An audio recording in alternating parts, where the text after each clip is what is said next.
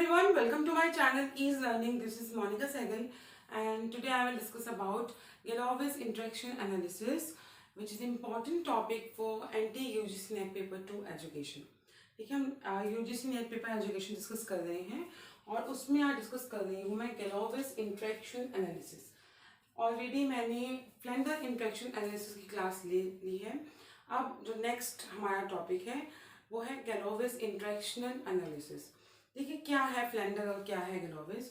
देखिए Flander interaction analysis नाम से समझिए, फ्लेंडर किसी का नाम है तो फ्लेंडर ने दिया था। इंटरेक्शनल एनालिसिस कि टीचर और स्टूडेंट के बीच में कैसा इंटरेक्शन रहा, क्लासरूम एनवायरनमेंट कैसा था, उसके लिए एनालिसिस किया गया। ठीक है, ये है गैलोविस इंटरेक्शन एनालिसिस। दैट मीन्स ये दिया था गैलोवे ने। ठीक है, किस लिए? वही इंटरेक्शनल एनालिसिस। क्लियर? तो देखिए, developed by Charles Galloway's in the form of teacher training technique.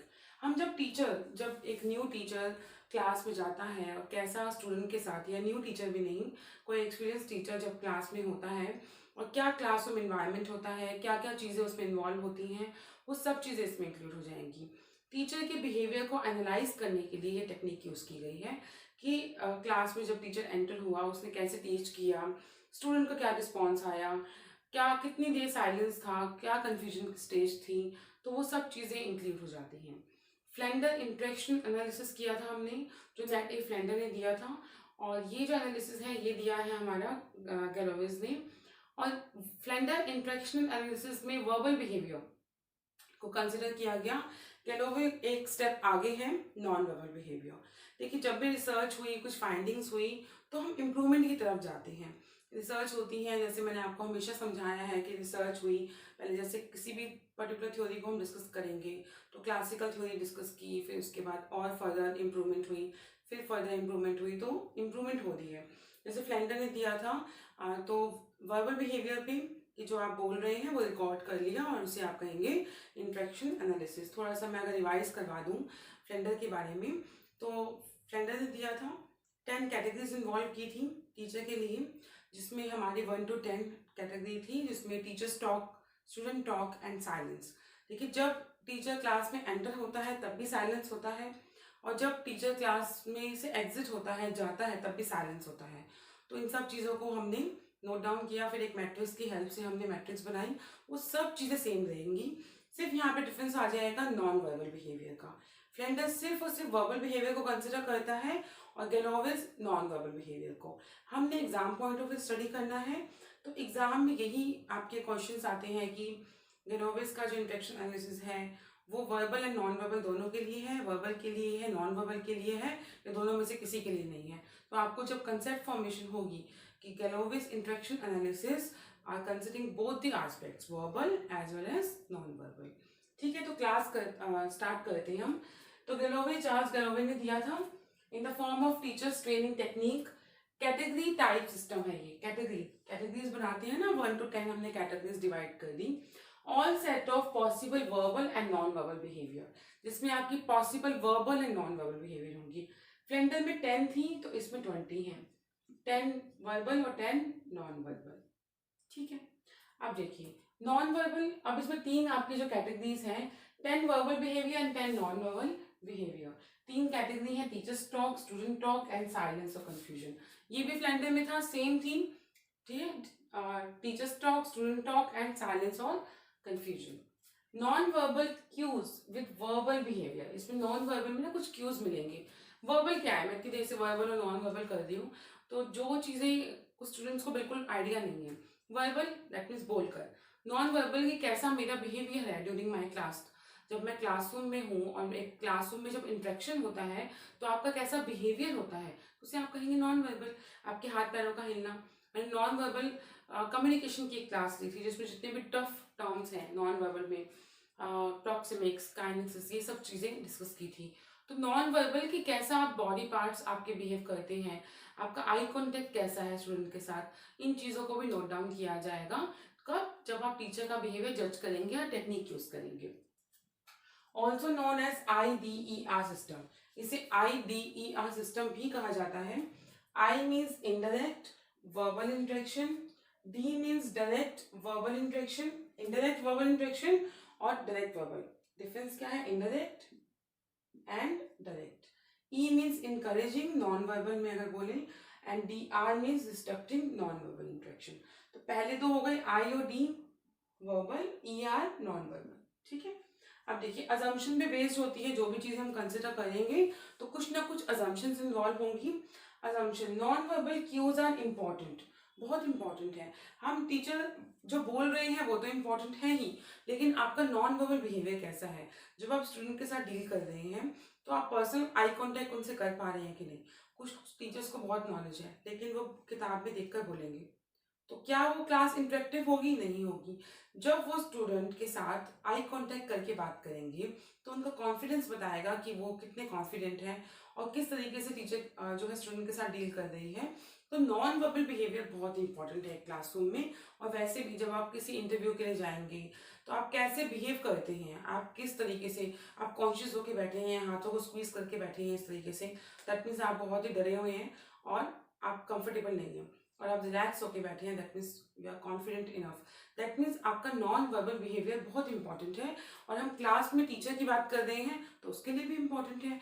किस तरीके से वो स्टूडेंट के साथ डील करेंगे, समझाते वक्त कितनी बार वो अपने हाथों को हिलाते हैं, कैसे वो कम्युनिकेट कर रहे हैं, सब कुछ आ जाएगा उसमें. ठीक है. तो इसकी अजम्पशन है कि non verbal cues are important as they reinforce and motivate the student, क्योंकि वो स्टूडेंट को रीइंफोर्स करते हैं, मोटिवेट करते हैं. कई बार आपने देखा होगा कॉलेजेस में, यूजुअली आपको एक जो कॉलेजेस होते हैं, क्लासरूम होते हैं, तो हल्का सा डिफरेंस होता है स्टूडेंट की सिटिंग एरिया में और टीचर की जो स्टैंडिंग एरिया है. तो टीचर यूजुअली वॉक करते करते इधर से उधर, उधर से इधर वॉक करते हैं और अपने कम्युनिकेशन करते हैं. जिससे क्यों करते हैं वो ऐसे? ताकि स्टूडेंट बोर ना हो और स्टूडेंट ना डायरेक्टली उनको सुनते रहें, या कुछ ऐसा बिहेवियर देते हैं कि आपका जो 45 मिनट्स का लेक्चर है वो उनके लिए इंटरेस्टिंग बना रहे. तो ये सब होता है नॉन वर्बल बिहेवियर जो इम्पोर्टेंट है स्टूडेंट को रीइंफोर्स करने के लिए, मोटिवेट करने के लिए. कुछ भी कहीं भी हम नहीं लिख देंगे. आपको मैंने हमेशा बताया है कि हम कोई भी पर्टिकुलर वर्ड कहीं मेंशन करते हैं तो उसका कुछ मीनिंग होता है. More effective during interaction in classroom, हम क्लासरूम इंटरेक्शन की बात कर रहे हैं, that is more effective. Becoming aware of non-verbal events occurring around us, one can achieve a better understanding of himself. एक किसी को नॉलेज है नॉन वर्बल बिहेवियर की तो अपने आप को अच्छा समझ सकते हैं कि मैंने कैसा बिहेव किया और कैसा मुझे बिहेव करना चाहिए, या स्टूडेंट को भी पता है कि टीचर का पर्टिकुलर बिहेवियर कैसा था. अब मैंने आपको फ्लेंडर बताया था तो उसमें भी आपने नोटिस किया होगा कि स्टेप्स थे जिसमें जो ऑब्जर्वर है वो एक पर्टिकुलर अप्रोप्रिएट प्लेस पे बैठ जाते हैं, 3 सेकेंड की रिकॉर्डिंग होगी, सब कुछ सेम है, सिर्फ एडिशन क्या आ गया? Non verbal behaviour. ठीक है. तो जिन्होंने भी क्लास नहीं ली है फ्लेंडर की, क्योंकि पूरा फ्लेंडर का समझाना यहाँ पे टफ हो जाएगा, मैं आपको इंट्रो दे चुकी हूँ कि कैसे ये फ्लेंडर का था और कैसे हम ग्लोबल डिस्कस कर रहे हैं, दोनों में डिफरेंस क्या है वर्बल और नॉन वर्बल का. उसमें सिर्फ वर्बल था, इसमें नॉन वर्बल भी है. देखिए स्टेप्स की, रिकॉर्डिंग ऑफ क्लासरूम इवेंट्स, हम क्लासरूम इवेंट्स को रिकॉर्ड करेंगे. कंस्ट्रक्शन ऑफ आपके जो इंटरेक्शन मैट्रिक्स है, हम मैट्रिक्स बनाते हैं. जैसे मैंने आपको कहा था कि आपने जो भी मैट्रिक्स बनाई तो उसमें हम आगे और लास्ट में 10 ऐड कर देंगे. क्यों? रट्टा नहीं लगाना हमने कि हम क्लास में जब टीचर एंटर होता है तब भी साइलेंस की स्टेज होती है और जाता है तब भी. अभी साइलेंस होती क्या है, जिन्होंने फ्लेंडर की क्लास ली है उन्हें पता होगा, जिन्होंने नहीं भी ली तो उनको मैं एक्सप्लेन करूंगी अभी. इंट्रैक्शन और आपका इंटरप्रिटेशन ऑफ इंट्रैक्शन मैट्रिक्स, जो भी आपने मैट्रिक्स बनाए उसे फिर इंटरप्रिटेट किया. इंटरप्रिट मतलब रिजल्ट पर आए. अब देखिए अप्रोप्रिएट पोजीशन पे ऑब्जर्वर बैठ गया. यूजुअली स्कूल्स में जब टीचर आते हैं तो एक ऑब्जर्वर यूजुअली लास्ट में, जो क्लासरूम में लास्ट बेंच है या अप्रोप्रिएट प्लेस जहाँ पे उसे स्टूडेंट भी दिखें, टीचर भी दिखे, वहाँ पे वो बैठ जाते हैं. नो इंटरफेरेंस और डिस्टर्बेंस, की कोई इंटरफेरेंस नहीं होनी चाहिए जब वो ऑब्जर्व कर रहे हैं. प्रॉपर कोडिंग यूज होती है इसमें और हर 3 सेकेंड में आप रिकॉर्ड करते हैं, हर 3 सेकेंड में आप रिकॉर्ड करेंगे. कॉलम और रोज में आप मेंशन कर देंगे फिर मैट्रिक्स को. देखिए मैट्रिक्स बना रहे हैं तो कॉलम और रो दोनों यूज होंगी ना, तो बस उसको वैसे समझेंगे हम. अब ये क्या चीजें थी वो देखिए. यहाँ तक का पार्ट है आपका फ्लेंडर का. नॉन वर्बल भी आ जाएगा तो बन जाएगा गेलोविस. दिया किसने था? चार्ल्स गेलोवी ने. 10 कैटेगरीज थी तो 10 वर्बल की हो गई और 10 हो गई नॉन वर्बल. टोटल कितनी हो गई? 20. ठीक है.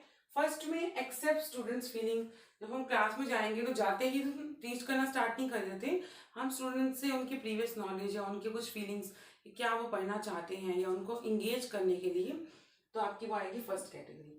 प्रेज और इनकरेज, फिर आप क्या करते हैं कि स्टूडेंट को थोड़ा सा मोटिवेट किया, उनको इन्वॉल्व करने के लिए प्रेज करते हैं, इनकरेज करते हैं। यूज स्टूडेंट आइडिया, फिर स्टूडेंट से आइडिया भी लेते हैं। अच्छा आपको ये पता है, जैसे आर्ट टीचर ने नाउन टीच करवाना है तो सब कुछ समझा दिया, फिर बोला अच्छा ये नाउन है, तो उन्हें उनसे भी आइडिया लिए कि आप बताइए। या स्टूडेंट ने कोई कॉमर्स का टॉपिक या अकाउंट्स का टॉपिक टीच करना है, तो पासबुक समझानी है उन्हें कि क्या होती है, तो उन्होंने पूछा कि आप कभी बैंक गए हैं, और बैंक गए हैं तो क्या कभी आपने कोई फॉर्म फिल किया है बैंक में, या आप मनी डिपॉजिट करते हैं तो आप कैसा रिस्पॉन्स मिलता है। तो कुछ भी आप स्टूडेंट से आइडिया लेते हैं, उनसे क्वेश्चंस पूछे और आइडिया लिया उनसे। तो यूज स्टूडेंट आइडिया 3 पर। Ask question, then you are starting asking question कि क्या हुआ आजकल, फिर आपने जाकर लेक्चर देना स्टार्ट किया। फिर आप डायरेक्शंस देंगे, फिर क्रिटिसाइज भी करते हैं या जस्टिफाई करते हैं जब वो कुछ ऐसा बोलते हैं कि आपने उसे क्रिटिसाइज किया, नहीं ऐसा नहीं है, या उन्होंने मिसबिहेव कर दिया तो भी आपने कहा नहीं आप चुप रहिए और आराम से सुनिए। स्टूडेंट टॉक रिस्पॉन्स, स्टूडेंट की आप उन्होंने रिस्पॉन्स देना स्टार्ट किया, फिर उन्होंने इनिशिएट किया कि हाँ उन्हें समझ आ गया टॉपिक और अब वो इनिशिएट करेंगे। लास्ट में आपका वही साइलेंस और कंफ्यूजन, पहले भी रहेगा साइलेंस और लास्ट में भी रहेगा। ठीक है, अब ये तो सेम वो कैटेगरी है जो फ्रेंडन ने दी थी। क्लियर, इनको 1 पर एक्सेप्ट ही आएगा, 2 पर प्रेज आएगा, 3 पर यूज स्टूडेंट आइडिया, 4 पर asking question, 5th which is very important lecturing, usually lecturing ज्यादा होती है, 6 में डायरेक्शन, 7 में क्रिटिसाइज, ये जो 8 9 है स्टूडेंट के हैं, स्टूडेंट टॉक है, स्टूडेंट इनिशिएशन, 10th में आपका साइलेंस। ठीक है, अब देखिए नॉन वर्बल बिहेवियर, इसी से कनेक्ट करेंगे हम। कॉन्ग्रुएंट एंड इनकॉन्ग्रुएंट, कॉन्ग्रुएंट होते हैं सिमिलर,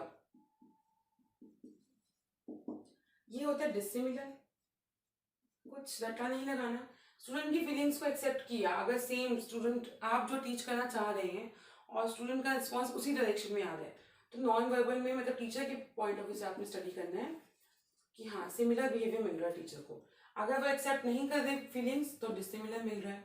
प्रेज और इनकरेज सेम आ जाएगा सिमिलर, अगर प्रेज कर रहे हैं स्टूडेंट टीचर जो है तो सिमिलर बिहेवियर आ रहा है नॉन वर्बल, वैसा ही बिहेवियर स्टूडेंट और टीचर दे रहे हैं, और नहीं कर दे तो इनकॉन्ग्रुएंट।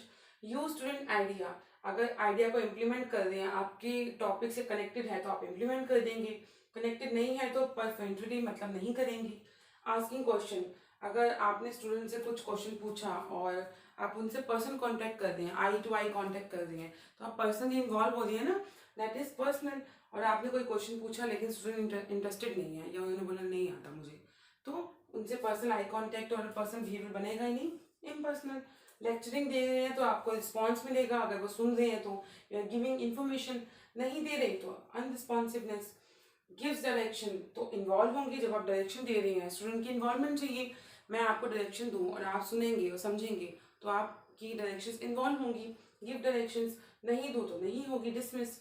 क्रिटिसाइज और जस्टिफाई में आप कई बार क्रिटिसाइज करते हैं या स्टूडेंट को, और क्लासरूम का एक अच्छा एनवायरनमेंट बना हुआ है और किसी ने डिस्टर्ब कर दिया बीच में, ठीक है, तो फर्म उसके साथ कैसा बिहेवियर देंगे, अगर उसे सुन लिया उस क्रिटिसिज्म को तो फर्म बिहेवियर, और नहीं तो हार्श।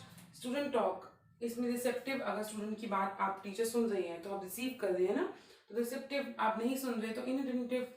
सेम इनिशिएशन, अगर स्टूडेंट खुद से इनिशिएट होके कि ma'am please answer this question, या जो भी आपने टीच कर दिया उसके बाद स्टूडेंट के माइंड में कुछ क्वेश्चन अराइज होते हैं, सभी स्टूडेंट के माइंड में होते हैं और वही होते हैं जो स्टूडेंट सुन रहे होते हैं। तो उन्होंने बोला कि ma'am can I ask something, that means उन्होंने इनिशिएट किया। तो अगर आपने उनके इनिशिएशन को सुना या आपने बोला नहीं sit down don't ask questions, तो आपने रिसेप्टिव बिहेवियर नहीं दिया और दे दिया तो इनअटेंटिव। ठीक है, तो साइलेंस और कंफ्यूजन, अगर साइलेंस दो कंडीशन में होगा, कंफर्ट की स्टूडेंट क्लास में बैठे हैं, आप क्लास में एंटर हुई, कंफर्ट जोन में वो बैठे हुए थे, या फिर कंफ्यूजन क्या होता है कि स्टूडेंट को कुछ चीजें समझ नहीं आई और मैम के जाने का टाइम हो गया है, टीचर के जाने का टाइम हो गया, तो वो डिसमिस या डिस्कम्फर्ट में रहेंगे, तो ये नॉन वर्बल बिहेवियर है। ये आपकी 1 to 10 आपकी कंडीशन सेम रहेंगी, फ्रेंडन में भी थी, सेम रहेंगी as it is verbal behaviour में। नॉन वर्बल में आपने कनेक्ट कर दिया, रट्टा नहीं लगाना, मैं पहले बार बार बता चुकी हूँ, कोई रट्टा लगाने की जरूरत नहीं है। देखिए, एक्सेप्ट की फीलिंग्स तो कॉन्ग्रुएंट, सिमिलर और डिसिमिलर दोनों में आएंगी। अगर आप आइडिया को सुन के इम्प्लीमेंट करेंगे तो इम्प्लीमेंट, नहीं करेंगे तो perfectly PERFUNTORY. Okay, now ask question. तो आप पर्सनली इन्वॉल्व होते हैं ना जब वो क्वेश्चन पूछ रहे हैं, हाँ ठीक है इसका ये आंसर है, नहीं तो इम्पर्सनल उसका उल्टा. लेक्चर और गिविंग डायरेक्शन में आपको रिस्पॉन्स और अनरिस्पॉन्सिव डायरेक्शंस दे रहे हैं तो आप इन्वॉल्व करेंगे और डिसमिस करेंगे. क्रिटिसाइज करें तो फॉर्म और हार्श. स्टूडेंट के लिए सेम आएगा, रिसेप्टिव और इनअटेंटिव. ठीक है. साइलेंस में कंफर्ट और डिस्ट्रेस. तो ये तो हो गया आपका verbal and non verbal behaviour. एक से दो बार देखेंगे तो समझ आ जाएगा आपको. अब इन्होंने कोडिंग भी दी है. जो गैलोवेस थे इन्होंने कोडिंग सिस्टम भी किया. कैटेगरी 1 to 10 सेम है. वर्बल बिहेवियर 1 to 10 सेम है. 1 2 3 4 मतलब 1 stands for accept students, 2 stands for praise, 3 stands for, तो ये दैट इज सेम. अब नॉन वर्बल को दो पार्ट्स में डिवाइड कर दिया, आपका डिजायरेबल और अनडिजायरेबल. अब इसको ना कोडिंग दे दी इन्होंने कि फर्स्ट को दे दिया Q, सेकंड को दे दिया W डिजायरेबल में, then we have E, then we have T, then Y and U, और उनको कुछ नहीं दिया. ये डिजायरेबल था. अनडिजायरेबल में भी इन्होंने दे दिया. ये तो इंपॉर्टेंट नहीं है बट आपको मैं पूरा टॉपिक कंप्लीट करवा रही हूँ. ASDFGH, ये अपनी कोडिंग के लिए उन्होंने यूज किया कि दैट मीन्स नॉन वर्बल को दो पार्ट्स में डिवाइड कर दिया, desirable behaviour and undesirable behaviour. अब मैंने आपको इंटरेक्शन मैट्रिक्स समझाई थी कि इंटरेक्शन मैट्रिक्स किस तरीके से होती है. तो मैट्रिक्स सेम है आपकी. मैट्रिक्स सेम है कि आपने जो भी मान लीजिए आपका रिजल्ट निकल के आया 5 4 3 2 1 8 9, आगे भी 10 लगा दीजिए और लास्ट में भी 10 लगा दीजिए. फिर पेयरिंग कीजिए 10 और 5, 4 और 3, 2 और 1, 8 और 9, 10 एंड समथिंग जो भी आप किया है. ठीक है. तो यहाँ पे आप क्या करेंगे, 10 10 लगा देंगे फ्रंट में भी और लास्ट में भी. तो गैलोवेस इंटरेक्शन एनालिसिस में हम verbal as well as non verbal दोनों बिहेवियर को कंसिडर करेंगे. डिफरेंस इतना ही ये है कि आपकी जो फर्स्ट 10 कैटेगरीज है वो सेम रहेंगी जो फ्लेंडर में थी. इसमें आपके साथ साथ ये टर्म्स आ जाएंगी. और जहां तक क्वेश्चन आते हैं मैट्रिक्स सेम रहेंगी. आफ्टर 3 सेकेंड रिकॉर्ड होगा. सब कुछ फ्लेंडर की तरह है, सिर्फ वर्बल और नॉन वर्बल का डिफरेंस है. आई होप आपको वीडियो लेक्चर समझ आया होगा अच्छे से. और अगर क्लासेस अच्छी लग रही है please do like share and comment. Thank you.